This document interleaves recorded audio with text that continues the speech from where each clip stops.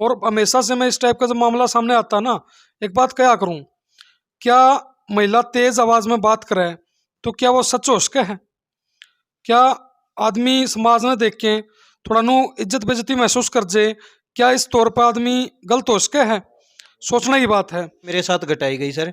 मेरी दो शादियां दिखाई गई सर, और दोनों ही लीगली तरीके से दिखाई गई सर। एक शादी दिखाई गई 19 जनवरी 2014 की, दूसरी दिखा रहे हैं सर 19 जून 2015 की, और दोनों शादियों को वैलिड किया जा रहा है सर, और दोनों में ही मेरे परिवार को सजा हुई है सर। कारण क्या नजर आया कि 2 दिन के बाद में तलाक, एक ही घर मत है, दोनों सगी बहनें, जी सर। कारण क्या लग गया कि तलाक के क्यों अर्जी लगानी पड़ी?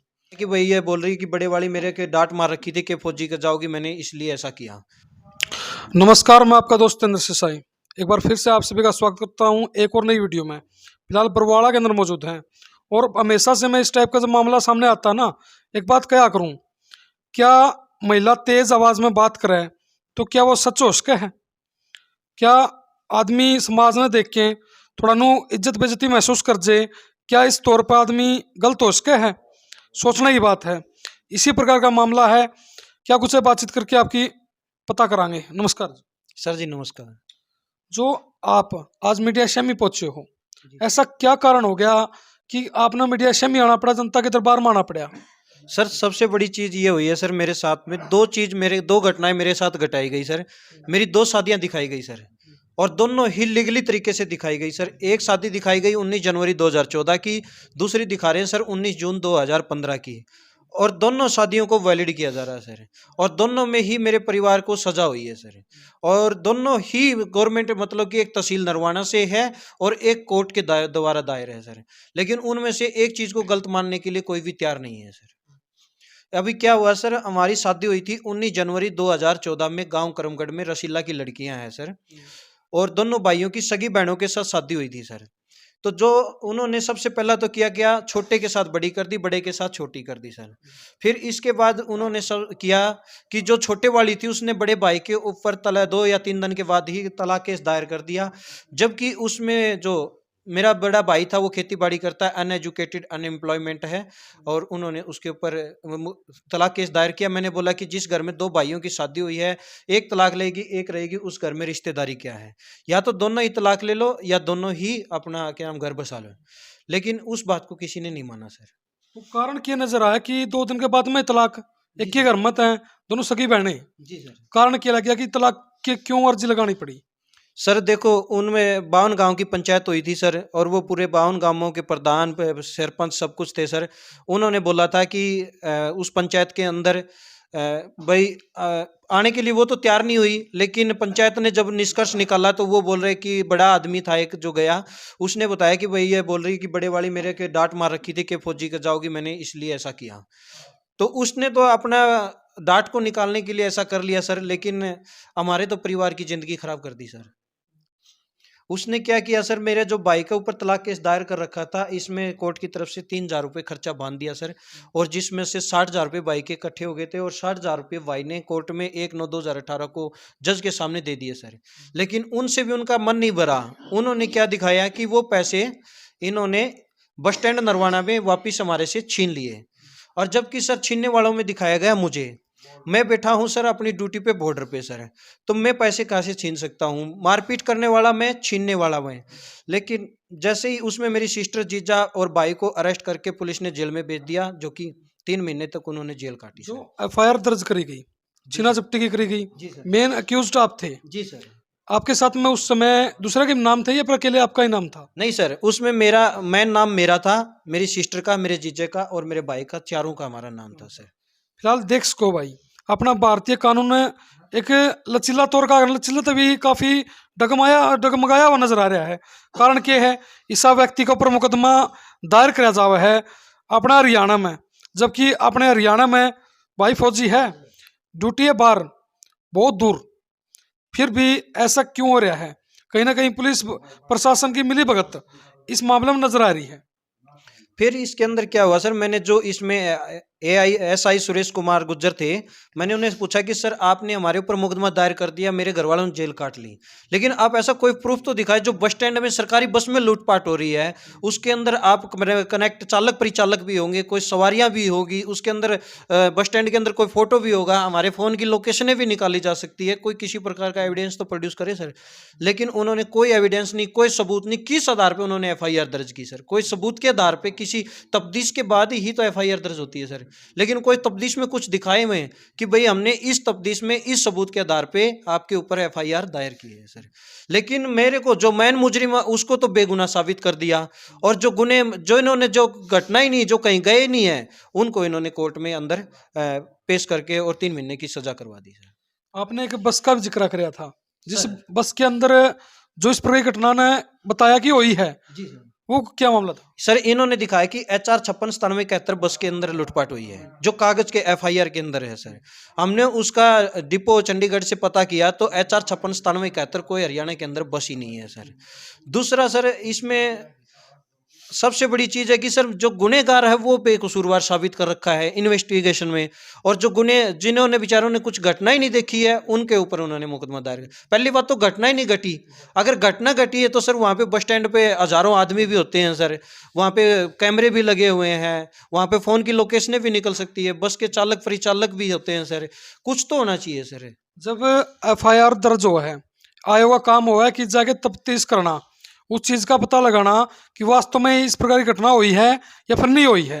जब बस का जिक्र आया, नंबर बताया बस का जो FIR के अंदर दर्ज कराया गया बकायदा, लेकिन जो बात करा तो जो चंडीगढ़ बताने लग रहे हैं, जाके बातचीत करी, जो रोडवेज विभाग उनसे बातचीत करी तो इस नाम तक किसी प्रकार की बस मौजूदी कौन थी। और दूसरा क्या है सर, FIR के अंदर शादी 19 जनवरी 2014 की दिखा रखी है सर, लेकिन उन्होंने एक रजिस्ट्रेशन करा रखा है सर 19 जून 2015 का, और इसको फौज में भी चढ़वा रखा है सर। तो मैंने बोला कि श्रीमान शादी आप 19 जनवरी 2014 की दिखा रहे हो, तहसीलदार साहब 19 जून 2015 की दिखा रहे हैं, और जो 19 जून 2015 की शादी दिखा रखी है सर, इस शादी के अंदर मैं ऑन ड्यूटी हूँ सर, रजिस्ट्रेशन डेट पे भी ऑन ड्यूटी हूँ सर। मैं आपके मीडिया के माध्यम से एक बात कहना चाहता हूँ सर, ये जो फाइल रजिस्ट्रेशन हुई है इसके अंदर मेरा कोई आइडेंटिटी प्रूफ, मेरा कोई एज प्रूफ, मेरा कोई गवाह, मेरी तरफ से कोई विटनेस, मेरी तरफ से कोई स्टैम्प पेपर, कुछ भी पुलिस प्रशासन या तहसीलदार नरवाना दिखा दे कि यह शादी रजिस्टर्ड किस डॉक्यूमेंट के आधार पे की गई है।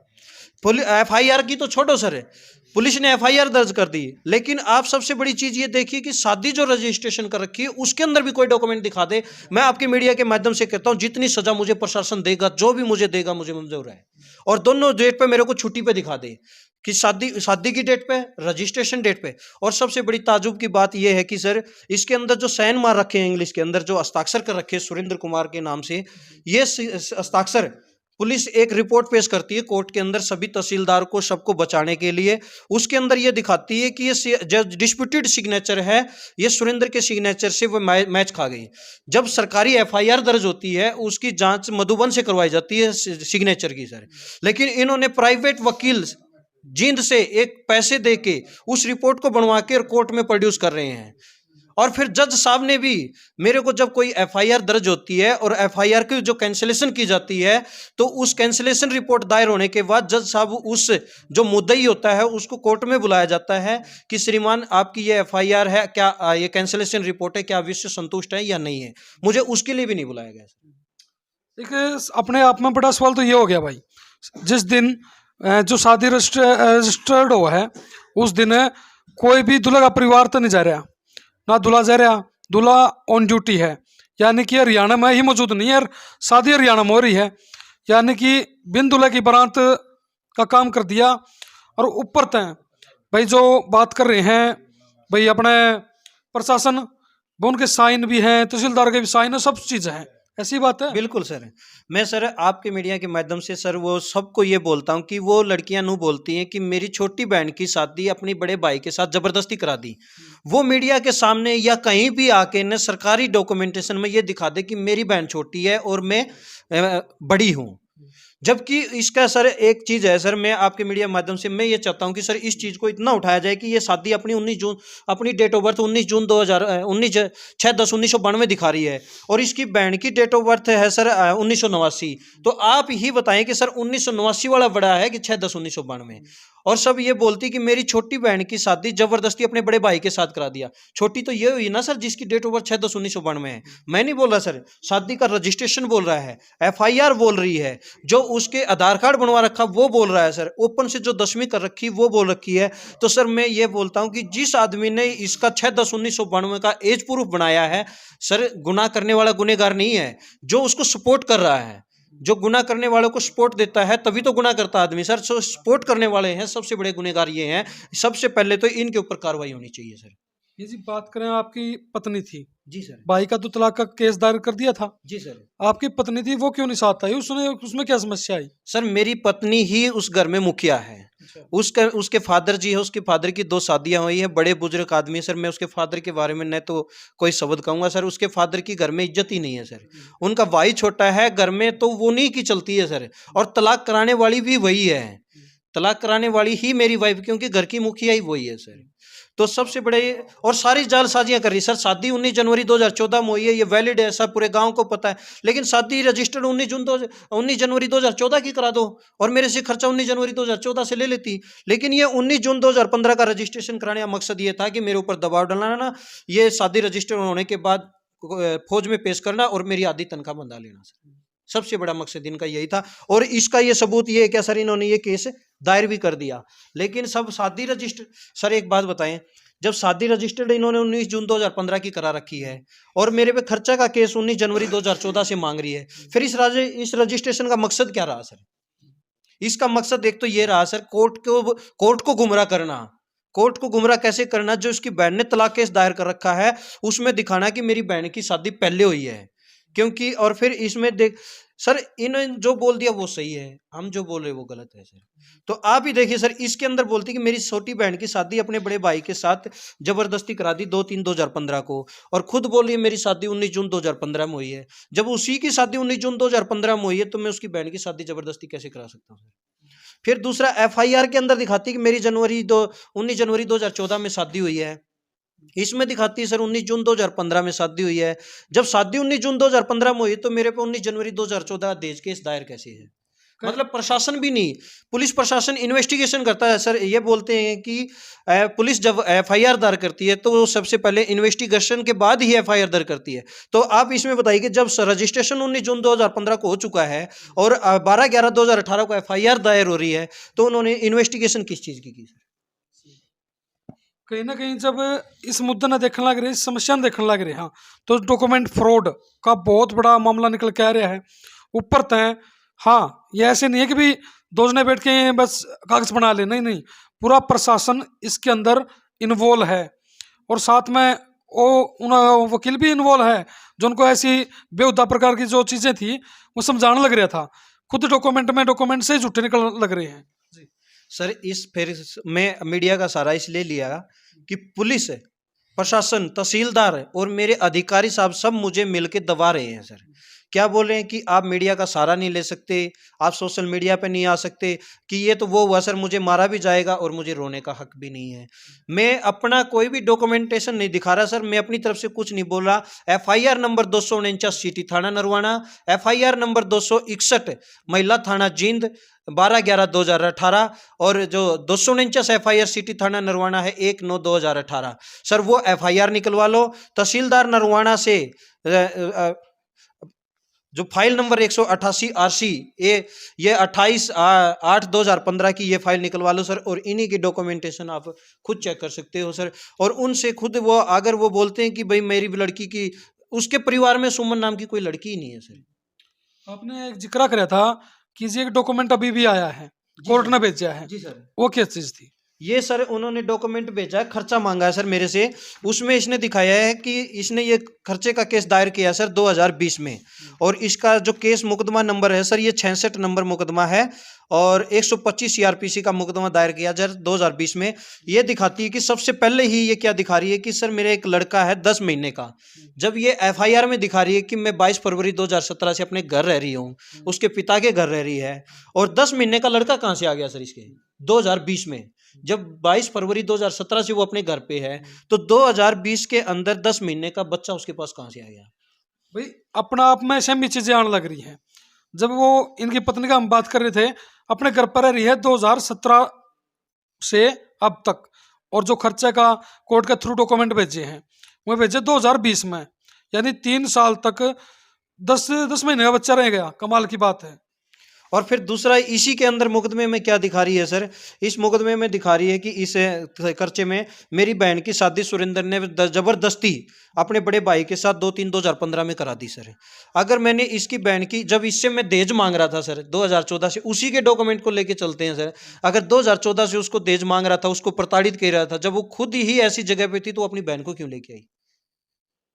और जबकि शादी वो 2/3/2015 की दिखा रही है, जबरदस्ती करा दी, तो वो अपनी शादी तो 19 जून 2015 की दिखा रही है, तो उसकी तो शादी बाद में हुई है ना, तो मैं उसकी जबरदस्ती शादी कहां से? मेरे को ये नहीं समझ में आ रहा सर, कौन सा वो तहसीलदार, वो पुलिस प्रशासन किस डॉक्यूमेंट को देख के कार्रवाई कर रहा है सर? और जबकि हमें अरेस्ट भी कर लिया गया सर, और आज भी मानने को तैयार नहीं है।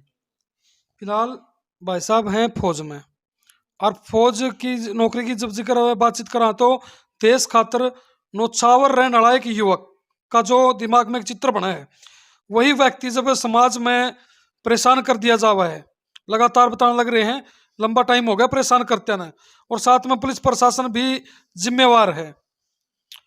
तो लास्ट में आप क्या कुछ जनता ने मैसेज देना चाहोगे? मैं सर जनता से ये मैसेज देना चाहता हूं कि सर जिस आदमी ने इसकी डॉक्यूमेंट बनाए हैं, जिस तहसीलदार ने इसको रजिस्ट्रेशन किया है, जिनके गवाह विटनेस इनके आधार पर रजिस्ट्रेशन हुआ है, जिन्होंने एफआईआर मुझ पे दर्ज की है, उनके खिलाफ कार्रवाई की जाए सर। और सर आप लोगों से भी अनुरोध करता हूं कि जो आईओ है नीलम कुमारी, एचएससी नीलम कुमारी, एसआई गुज्जर सिंह, और जो तहसीलदार नरवाना है, वहां पे जाके उनसे सर मेरी नहीं सुनी जाए, किसी की नहीं सुनी जाए, उनसे डॉक्यूमेंटेशन मांगा जाए कि भाई जो 188 आरसीएस में जो रजिस्ट्रेशन हुआ है, आप इसके अंदर सुरेंद्र का कोई डॉक्यूमेंट, कोई एज प्रूफ, कोई आइडेंटिटी प्रूफ। सर मैं एक चीज है, कोई शादी रजिस्टर्ड होती है उसके लिए एज प्रूफ की तो जरूरत होती है सर, कि बच्चा नाबालिग है बालिग है, वो भी मेरा उसके अंदर नहीं लगा, और तहसीलदार ने शादी रजिस्टर्ड कर दी सर। भाई आपका क्या मानना है? और इसी के साथ एक बात और कहना चाहूँगा मैं, यदि आप लोग मान लें इनकी पत्नी है, इनकी साली हैं, या उनके परिवार के लोग हैं, वो भी अपना पक्ष रखना चाहें, अपनी बात रखना चाहें, तो सादर आमंत्रित हो। जो स्क्रीन है ना, इस पर फ़ोन नंबर है, आप कॉल कर लियो। वही बात निष्पक्ष भाव तो फैसला हो। हाँ, जिसका गुनाह है, जिसने क्राइम कराया है, उसने सज़ा मिलनी चाहिए। बाकी आपका क्या मानना है कमेंट करके बता दियो। ज़्यादा ज़्यादा वीडियो शेयर कर दियो। इससे अगर अपने वीडियो में विराम दूँ। जय हिंद, जय भारत।